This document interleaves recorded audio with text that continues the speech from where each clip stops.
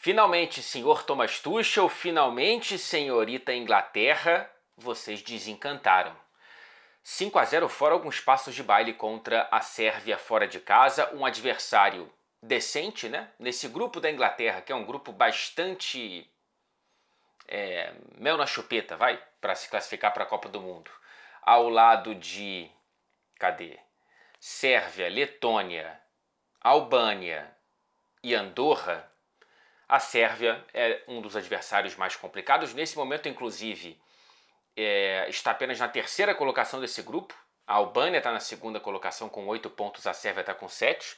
Mas, olhando para as últimas Euros e para as últimas Copas, dá para dizer que a Sérvia é a segunda força. Inclusive, né, encontramos com a Sérvia na fase de grupos da última Copa do Mundo, com aqueles 2 gols do Richarlison, aquele golaço de voleio, enfim. Então, uma vitória bastante decente da Inglaterra, com uma atuação ainda maior do que o placar, tá?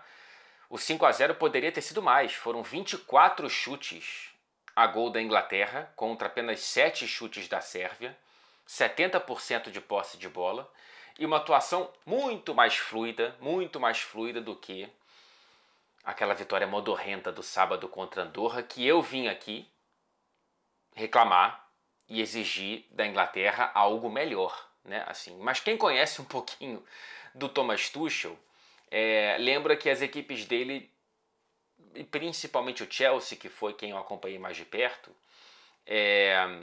às vezes entregavam migalhas em jogos teoricamente mais fáceis e conseguiam resultados mais expressivos em jogos mais exigentes. Não é uma exigência enorme, né, enfrentar a Sérvia, ainda que fora de casa.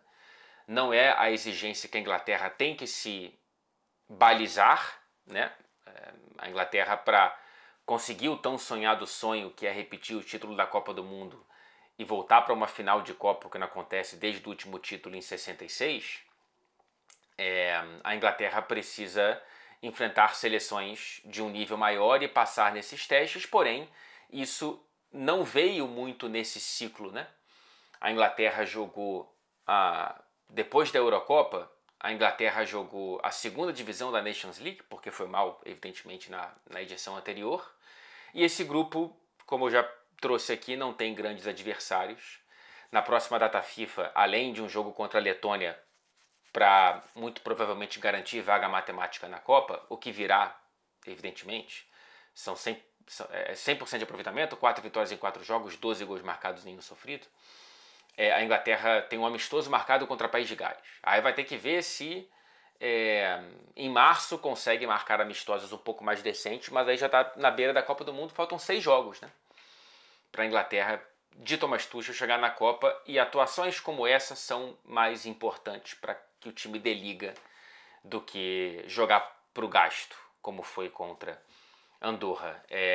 A Inglaterra entrou um pouco modificada hoje, lembrando, né, o Tuchel, ele não teve para essa data FIFA por questões de lesão o Cole Palmer, o Bukayo Saka e o Jude Bellingham, entre os principais jogadores, né? Não foram as únicas lesões, mas são dos principais jogadores, e decidiu não convocar o Alexander-Arnold.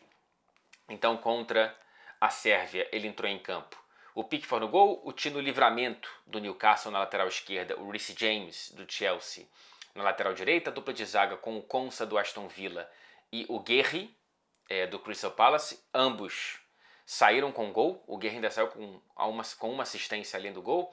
A dupla de volantes, o Elliot Anderson do Nottingham Forest e o Declan Rice do Arsenal. O Rice saiu com 2 assistências em 2 lances de bola parada, uma falta e um escanteio. Nas duas pontas, na esquerda o Gordon do Newcastle, na direita o Madueke do Arsenal, no meio o Morgan Rogers do Aston Villa e, como líder do ataque, o Harry Kane. O Kane saiu com gol, o Madueke saiu com gol, o Morgan Rogers saiu com assistência. Eu acho que esses 3 atrás do Kane foram os principais jogadores de hoje. O Morgan Rogers, um facilitador que inclusive deu um belíssimo passe, uma assistência linda para o Madueke no segundo gol da Inglaterra. O Madueke muito bem pela direita e o Gordon muito bem pela esquerda. E o Harry Kane naquela atuação que para mim foi muito mais de abrir espaços do que receber chances. Ele teve um chute no gol. E que foi, na verdade, uma finalização, né? Porque foi um gol de cabeça que abriu o placar num escanteio no primeiro tempo.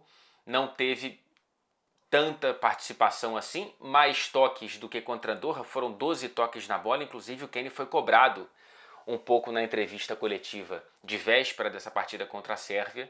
Ele teve 31 toques na bola, mas ele disse que não se importa muito com os toques na bola, ele quer fazer gol e dessa vez ele conseguiu guardar o golzinho dele, o maior artilheiro da história da seleção da Inglaterra, lembremos aqui. Então, assim, olhando para esse time, não é o time ideal, O Saka, bem, ele entra na direita, o Bellingham, bem, entra no meio campo, assim como o Cole Palmer, mas o restante a gente pode debater, né? O Reece James pode ser o titular na lateral direita da Copa, o Livramento pode ser o titular da lateral esquerda também, ainda que tenha o Lewis Skelly, que tenha o Spence. A dupla de zaga, o Guerri eu acho que está garantido, se salvo lesão. O Konsa pode brigar ali com o Stones, já que o Stones não consegue ficar bem fisicamente. O Declan Rice garantido como titular. O Pickford também, apesar do Henderson, o Dean Henderson, né, evidentemente do Crystal Palace, viver uma fase muito bonita desde a temporada passada principalmente. O Pickford é uma solidez muito grande no gol da Inglaterra e foi 0 exigido hoje. Então, enfim, alguns sinais bons, né, para essa seleção inglesa depois de muitos sinais ruins no fim de semana.